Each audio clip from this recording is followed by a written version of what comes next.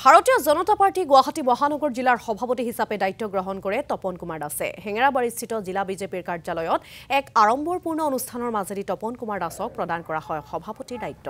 উল্লেখযোগ্য যে কামৰূপ মহানগৰ জিলাৰ সভাপতি হিচাপে দ্বিতীয়বাৰৰ বাবে কাৰ্যভাৰ গ্ৰহণ কৰিছে তপন দাসে। দায়িত্বভাৰ গ্ৰহণ কৰি অনাগত দিনত কামৰূপ মহানগৰ জিলাত বিজেপিৰ সাংগঠনিক ভেটি অধিক সবল কৰাৰ বাবে কাম কৰি যাব বুলি স্পষ্ট কৰিছে নৱনিযুক্ত সভাপতিগৰাকীয়ে। জানে যে এটা সংগঠন পদ্ধতি আছে আৰু সংগঠন পদ্ধতিত আমাৰ এই সাংগঠনিক নিৰ্বাচন ৰাষ্ট্ৰজুৰি চলিছিল ভাৰতীয় জনতা পাৰ্টিৰ।